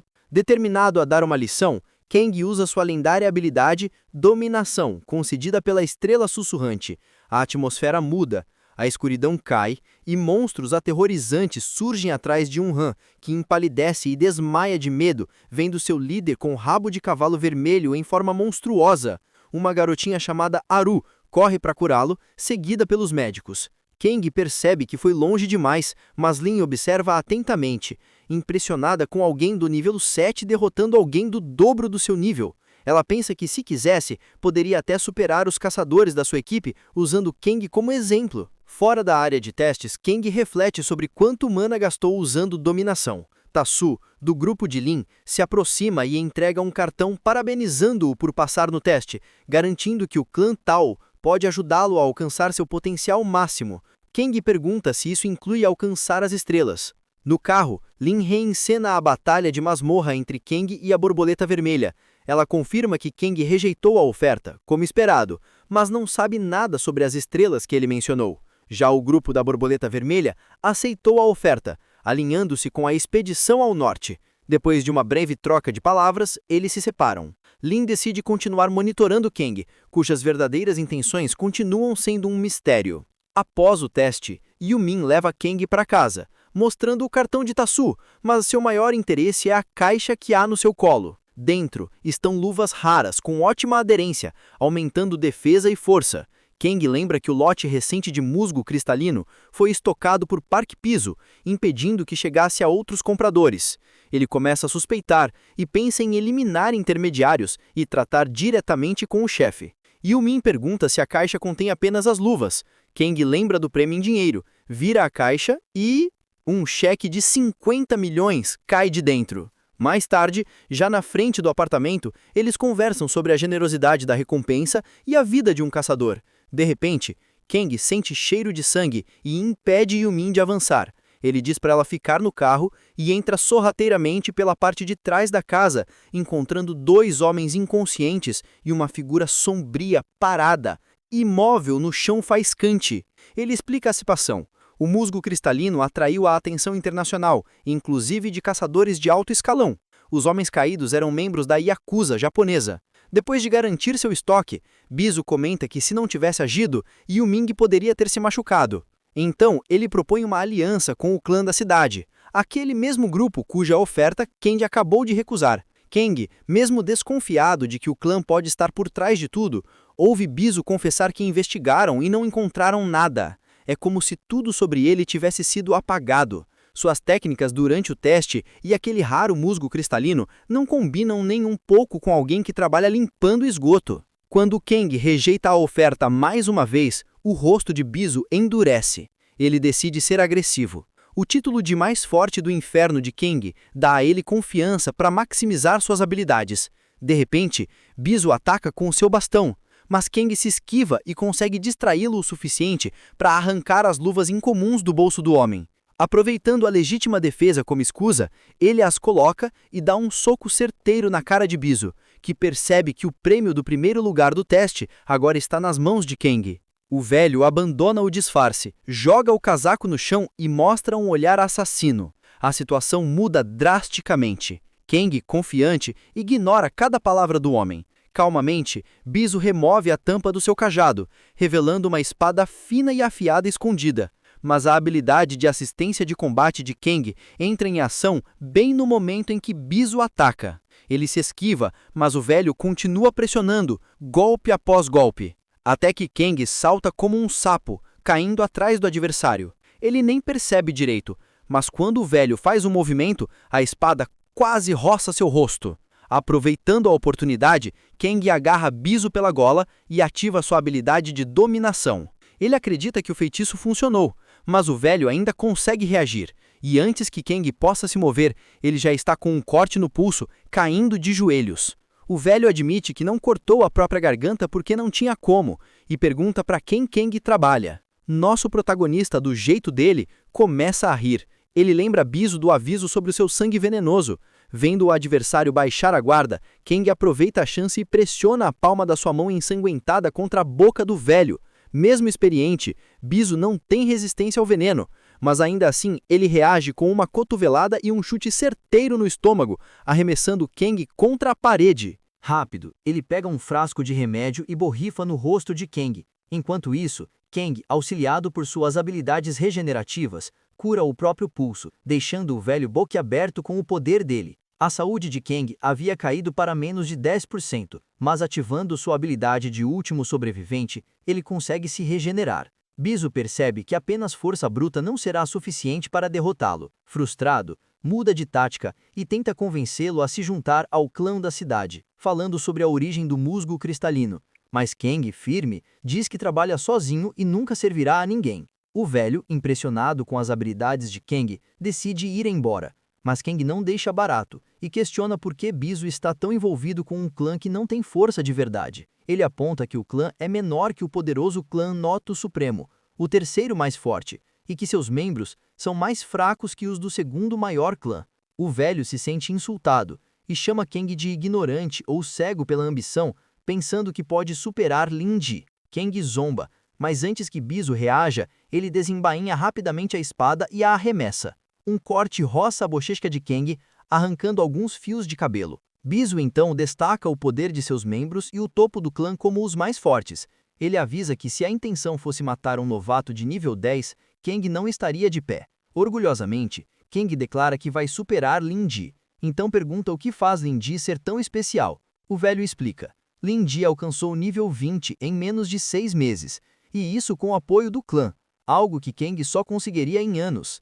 Magoado com o insulto, Kang jura superar Lin Ji. O velho, com um sorriso, lhe dá um aviso prévio de 2 semanas, oferecendo um acordo. Se Kang tiver sucesso, ele terá que trabalhar para ele. Kang apenas ri, sem levar a sério, e retorna ao inferno determinado a subir de nível usando goblins como sacos de pancada. Ele enfia o punho na boca de um goblin, que tem dentes afiados perfurando sua carne, enquanto o sangue tóxico escorre pela garganta. O sistema anuncia: nível 15 alcançado. Logo depois, surge outra notificação. A estrela conquistadora Ardon pousa os olhos nele. Kang tenta levantar o dedo do meio em desafio, mas percebe que sua mão está dilacerada pelos dentes do Goblin. Ele enfaixa a mão, pensando que talvez esteja forçando demais o corpo. De repente, Her aparece. A Larla está ferida, voa até Kang e o espeta com um canudo, bebendo seu sangue. Kang permite, pois sabe que pode reviver se morrer. Ele se pergunta se também poderia reviver no mundo real, assim como fez no inferno. Olhando a pilha de goblins mortos, Kang percebe o quanto progrediu, mas ainda não encontra o goblin da mão negra que havia visto antes. Nesse momento, ele ouve passos se aproximando. É o mesmo goblin. Kang se levanta rapidamente e Her desaparece, deixando-o sozinho com o goblin que treme de raiva ao ver seu povo morto. Kang improvisa uma garra com dardos infernais e enfaixa a mão, provocando-o verbalmente. O goblin ataca, mas Kang consegue sobreviver por segundos antes de morrer. Após 12 dias sobrevivendo, ele acorda com nova missão: derrotar o goblin da mão negra. Kang arma uma armadilha com taxas embebidas em seu sangue venenoso em uma trincheira profunda para prender o goblin, mas percebe tarde demais. O goblin o mata novamente, mesmo depois de ele ter sobrevivido por apenas 1 minuto. Na 6ª tentativa, Kang tenta escapar, mas o goblin o persegue implacavelmente. Exausto, ele se vira e tenta contra-atacar com um soco, esperando pegá-lo desprevenido. Para sua surpresa, o goblin responde com um golpe brutal de sua lâmina. Kang pensa em se esconder atrás da ressurreição para subir de nível em paz, mas seu orgulho não permite. Ele está determinado a derrotar o goblin, recusando-se a se render mesmo que morra mais uma vez. Os dias passam, e o goblin de capa vermelha nível 20 não vê Kang aparecer, mas sabe que ele não pode simplesmente morrer. Descobre-se que o goblin tem nome, Kersonen, e não só isso, ele tem pessoas para proteger. De repente, um goblin frenético corre em sua direção, gritando que alguém envenenou a água potável e que todos estão morrendo. Kersonen correu para o esconderijo onde os goblins estavam espalhados e doentes. O maior dos goblins informa que o veneno também matou os animais que criavam. A expressão de Kersonen ficou sombria, completamente dominada pela fúria ao perceber que um humano estava por trás de tanta crueldade. Ele se arrependeu de não ter trancado a porta antes, sentiu que tudo poderia ter sido evitado se tivesse agido diferente. Pouco depois, outro goblin apareceu carregando o bebê de Kersonen, que chorava sem parar. Dominado pela emoção, Kersonen começou a se mover, determinado a encontrar o responsável pelo sofrimento do pequeno. Seus companheiros tentaram detê-lo, avisando que lutar contra um humano que podia reviver era inútil. Imploravam que ele abandonasse a vingança e buscasse refúgio em outro lugar, mas Kersonen não se deixou convencer. De repente, ele ouviu sussurros vindos das estrelas e ordenou que seu povo partisse em busca de um novo lar seguro. Mas seus olhos logo captaram algo estranho. Um explorador cercado pelos vestígios do sangue venenoso deixado por Kang. A horda percebeu imediatamente que os humanos estavam armando uma armadilha, prontos para atacar no momento certo. O líder do grupo deu ordem para que se escondessem, enquanto ele mesmo rastreava o humano. Garantiu que podia matar Kang mesmo de olhos vendados, pois cada movimento do inimigo estava gravado em sua memória. Mesmo assim, seus goblins o alertaram para ter cuidado, lembrando que, diferente dos humanos, ele não poderia reviver. Com seu povo já desaparecido, Kersonen ficou sozinho e sentiu a presença de Kang próxima. Ele jurou, dessa vez o humano pagaria caro. Kang, agora equipado com suas luvas de alta aderência, se preparou para o que estava por vir. Com confiança ofereceu a Kersonen a oportunidade de morrer por suas mãos, algo que confundiu o goblin. Kang então explicou que se realmente quisesse envenenar os goblins, eles já estariam mortos, não apenas doentes. Agora ele podia atacar novamente, desafiando o monstro a pará-lo. O inimigo avançou com sua espada, mas Kang segurou o golpe com a mão enluvada. O goblin argumentou que desmembrá-lo seria inútil, já que o humano podia simplesmente reviver. Kang, com calma, ofereceu um acordo: a vida de Kersonen em troca da segurança de sua família, deixando claro que sua única motivação era a vingança, não matar inocentes. Kersonen largou a espada surpreso, perguntando se a vida era tudo que o humano queria. Kang tentou pegar a espada para encerrar a luta, mas nesse instante, o goblin lançou um chute devastador que o derrubou. Kang gritou, cheio de ódio. Enquanto Kersonen avançava com a espada, as luvas do herói o protegiam de cada golpe. O goblin atacou novamente, jurando fazê-lo sofrer. A saúde de Kang caiu abaixo de 10%, mas sua habilidade de regeneração se ativou, curando-o quase instantaneamente. O erro do goblin foi não perceber que precisava eliminá-lo de uma vez. Kang contra-atacou com força total, socando Kersonen no estômago, fazendo-o cambalear e cair de joelhos. Ele agarrou o goblin pelo pescoço e o lançou contra a parede. E mesmo assim, Kang não estava nem perto de usar toda a sua força. Ele dava as chances ao inimigo de se levantar, testando sua reação. Quando Kersonen tentou se levantar de novo, outro soco certeiro o derrubou. O goblin, surpreso, não entendia como Kang parecia ileso, tratando ele como um simples saco de pancada. O humano revelou então a verdade. Ele nunca tinha ficado mais forte. Tudo não passava de um truque, enganando o goblin e fazendo-o acreditar que um único golpe o mataria. Kersonen, agora mais cauteloso, recusou-se a se render, mas Kang, com precisão, aplicou outro golpe no pescoço, derrubando-o no chão.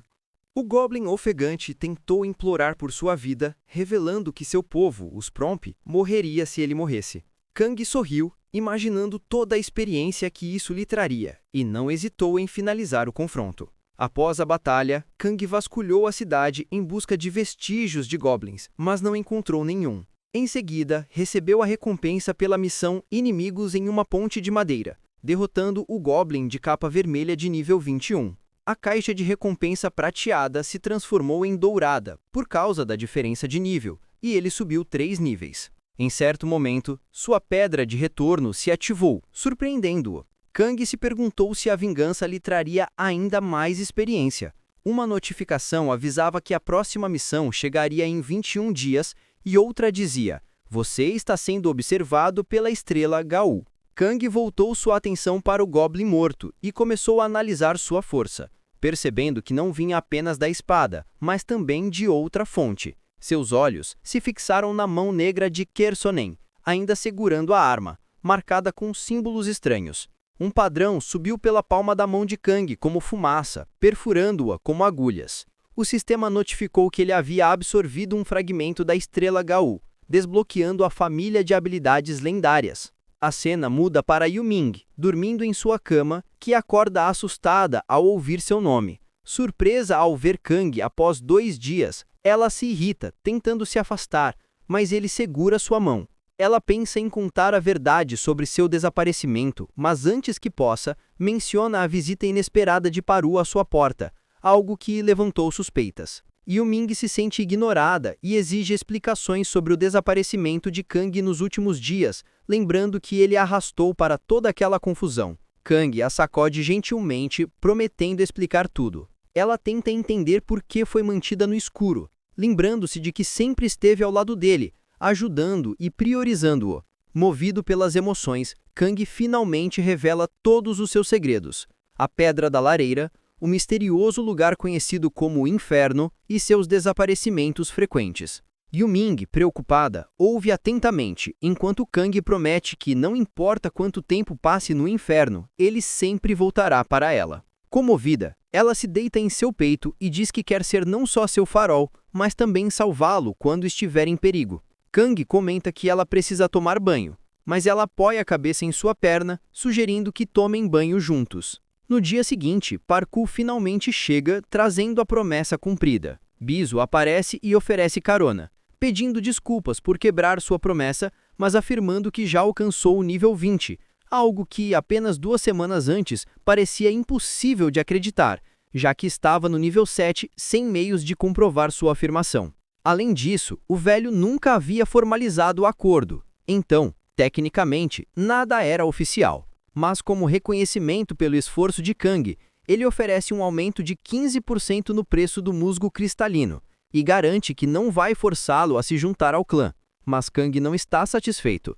Ele exige que o preço seja dobrado como compensação. O velho o encara com uma expressão mista de decepção e curiosidade, mas Kang só sorri, tranquilo, sem se intimidar. Então, ele pega um pedaço raro de musgo cristalino e encara Biso, soltando: "Você sabe que isso é um monopólio, né?"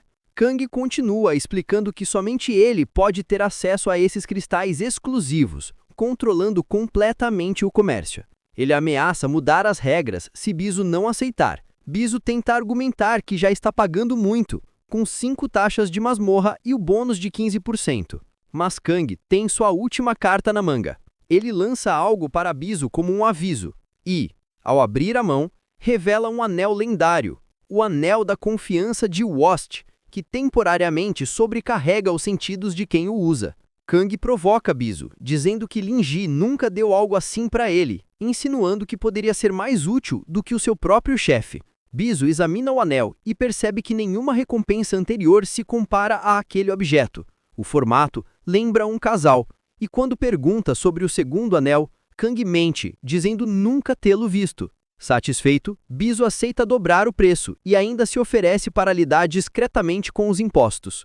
Kang admira o homem, percebendo que realmente se esforça para agradar os clientes. Mas mesmo assim, Kang esconde parte da verdade. O segundo anel está em seu bolso. Com isso, ele consegue rastrear e enfraquecer o usuário do outro anel em 50%. Quando Biso pergunta se ele precisa de mais algo, Kang apenas aponta para o carro e pergunta o nome dele. Mais tarde, ele liga para Yu-Ming do lado de fora da escola.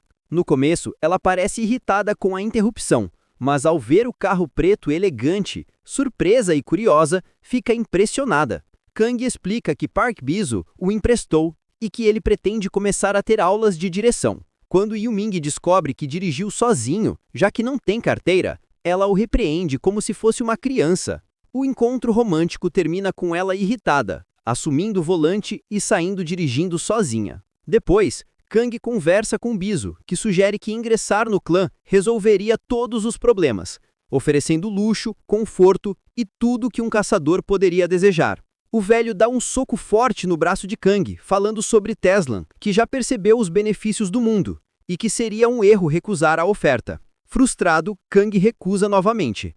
Ele tenta revidar, mas Biso se esquiva e acerta o estômago dele, possivelmente quebrando algumas costelas. O dano não é suficiente para ativar a regeneração de Kang, algo que Biso estava observando com interesse. Satisfeito, Kang percebe que sua resistência sem usar habilidades o impressionou, mas Biso ainda precisa de mais tempo para avaliá-lo. Então, inicia outra rodada de treinamento. Ele continua treinando Kang, mencionando o grande clã desconhecido, que Kang se recusa a entrar devido à reputação duvidosa do seu misterioso líder. O velho pergunta sobre a terceira Associação Nacional de Usuários com Deficiência, a NA, conhecida pela cordialidade, embora alguns a considerem exagerada. Pensando que havia distraído Bizu, Kang ataca, mas o velho se esquiva, dobra seu braço contra ele e o quebra, reduzindo drasticamente sua saúde. A habilidade regenerativa de Kang se ativa e sua mão se cura sozinha, retornando à posição original. Bizu fica impressionado com o progresso do rapaz em apenas 2 semanas e animado para ver seu potencial. Após o treino, Kang explica que só chamou Bizu para devolver o carro emprestado. Então, pergunta se ele já ouviu falar das estrelas, que estão relacionadas ao sistema de classes desperto. Bizu, confuso, admite que ouviu falar apenas por caçadores de alto nível, como Lin Ji. Ele ainda menciona Xiao Woji, o melhor caçador da China, que citou a Associação 5 Estrelas responsável por criar uma masmorra, e a Cruzada Invertida, para usuários com habilidades parciais, usando a Estrela de Belém como símbolo. Kang continua confuso e pede para Bizu reunir mais informações. De repente, Bizu sugere que Kang limpe uma masmorra. Kang se espanta, perguntando por que ele mencionou isso do nada. Bizu explica que, embora Kang não vá se juntar a um clã, a melhor forma de subir na hierarquia é ganhar reconhecimento socializando e limpando masmorras, já que a masmorra em que treinava não é registrada e ninguém o vê como um caçador experiente. Essa próxima saída será a sua chance de ser notado e aprender o básico. Ele pede que espere uma ligação quando tudo estiver pronto. Kang chega ao Monte Chongqi, uma masmorra permanente de 1 estrela, onde novos caçadores podem testar suas habilidades e civis podem visitar. Um supervisor do grande clã desconhecido reúne os caçadores e os organiza, apresentando-se como Nao. Ela os recebe de braços abertos com hálito exalando álcool, explicando que os supervisores existem para evitar conflitos entre os novatos. Cada equipe tem um supervisor de posição intermediária de um clã diferente. Nao começa a instruir os novatos sobre o básico das masmorras, explicando que a dificuldade aumenta com a classificação por estrelas e que existem 2 tipos: as masmorras móveis, mais desafiadoras, e as permanentes, com layouts fixos e geralmente mais fáceis. Como os novatos nunca entraram em masmorra, não sabem o que esperar, então recebem supervisores para guiá-los. De repente, a mulher bêbada vomita, pede desculpas timidamente e explica que saiu tarde da noite anterior. Ela apresenta sua equipe de 5 membros: Park Mon, 2 estrelas, Anna Jong, Kim Sen-wong, Kim Sen-won e Kang, todos da mesma estrela. Ela tenta lembrar de onde conhece Kang, mas falha. Pergunta sobre sua arma, e ele retira um bastão de madeira do inventário, explicando: não é qualquer pedaço de pau, é um bastão de duende. Faz os monstros soltarem todos os seus tesouros ao toque. Park Mon fica exasperada, descarrega todas as suas armas para provar que até um estabelecimento de 2 estrelas precisa de equipamentos adequados. Antes que continue, o supervisor a segura, encostando a arma a centímetros do rosto dela, repreendendo-a por quebrar as regras e causar risco de pânico entre civis. Após se desculpar, ela não ajuda Kang a se levantar, apenas o guia. O grupo segue em direção à masmorra, prontos para o que vem pela frente. Kang, quietinho, observava tudo. Ele percebeu que, embora ainda não estivesse no nível de Park Mon, a garota tinha força suficiente para alguém de nível médio. Curioso, decidiu testar as habilidades dela. Enquanto isso, um dos goblins que Kang havia eliminado no inferno começava a surgir do chão atrás dele. A equipe entrou na masmorra, e as portas se fecharam com um estrondo que fez todo mundo trocar olhares constrangidos. Lá dentro, o supervisor falou sério. Parecia tranquilo agora, mas assim que avançassem mais, a masmorra se tornaria uma verdadeira selva, cheia de goblins surgindo de todos os cantos. Ele perguntou se alguém sabia como limpar a área. Park Mon respondeu que o objetivo principal era recuperar o cristal que havia retornado, localizado na caverna onde os goblins nascem. Kang, na sua, comparava mentalmente aquele cristal à sua pedra de lar. O supervisor explicou que as recompensas aumentariam conforme completassem mais objetivos, mas por enquanto, o foco era pegar o cristal de volta. Ele ainda disse para começarem a explorar a masmorra, enquanto ele ficava observando de longe, sem interferir. Park Mon assumiu a liderança, dando alerta sobre ataques surpresa e dizendo para coletarem grama para esconder o cheiro, porque os goblins têm o olfato super apurado. Kang, lógico, discordou. Park Mon retrucou, dizendo que tinha aprendido isso com um streamer famoso, que fazia lives de exploração de masmorras. A discussão começou a esquentar, Até que Nao, a supervisora, entrou no meio pedindo cooperação. Kang explicou com calma. Os goblins sentem cheiro, mas conseguem diferenciar facilmente entre grama fresca e seca. Além disso, como são baixos, deveriam olhar para os tornozelos, não para a cabeça. Nao revelou que Parkmon aprendeu estas técnicas há mais de 10 anos, mas que agora, completando masmorras de 3 estrelas, tudo mudou. Kang suspeitou do conhecimento detalhado do cara, mas minimizou. Era sua primeira experiência em masmorra e ele tinha se preparado pesquisando antes. Enquanto isso, um goblin se aproximou sorrateiro, mas Kang nem pensou 2 vezes e deu um chute para longe. Ele ainda zombou do parceiro por criticar a arma que ele nem tinha usado direito ainda. A discussão deu uma pausa, e a equipe finalmente focou na masmorra. Os 3 caçadores de uma estrela entraram em ação. Anna Jong cortava, Kim Seung-wong atacava com chicote e adaga. Kim San derrubava goblins com sua espada, enquanto Parkmon eliminava vários em instantes. O supervisor, impressionado, deu uma pequena pausa. Ele percebeu que os goblins pareciam amedrontados por algo e decidiu investigar mais tarde. Mas então, um grito cortou o ar, e Nao correu em direção à equipe. Encontrou um goblin amarrado a uma árvore, coberto por um líquido preto e horrivelmente mutilado. Ela ordenou que a equipe pegasse os cristais rapidamente, porque a situação era perigosa demais para uma masmorra de uma estrela. E aí, Kang simplesmente desapareceu. A equipe procurou por todos os cantos, mas não encontrou nada. Mas suas vozes atraíram algo muito mais perigoso: o Goblin de boné vermelho. 1 hora antes, entediado, Kang tinha escapado dos goblins amadores e, sozinho, ativou a habilidade de familiar que ganhou depois de derrotar o Goblin de capa vermelho. Com ela, ele podia designar um alvo como membro da família e trazê-lo de volta à vida, mesmo fora do inferno, contanto que o corpo não estivesse muito danificado. Kang trouxe Kersonen de volta à vida e deu a ele uma missão: eliminar todos os outros goblins na masmorra. Kersonen hesitou, mas Kang avisou. Se ele se recusasse, sua tribo inteira seria destruída. Conforme Kersonen avançava furioso contra os goblins, Kang sentiu algo estranho. A conexão da habilidade de familiar permitia sentir o ódio e o desprezo de Kersonen pela própria espécie. Para ele, aqueles goblins fracos eram uma abominação. Movido por essa raiva, Kersonen jurou exterminar todos. Enquanto isso, Kang voltou para conferir como a equipe estava. Eles quase desistiram de procurá-lo quando ele surgiu do nada.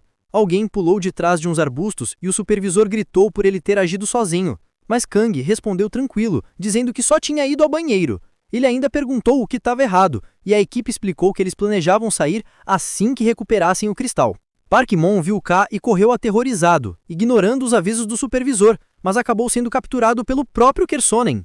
Nao interveio, desembaiando suas espadas gêmeas, enquanto Kang observava.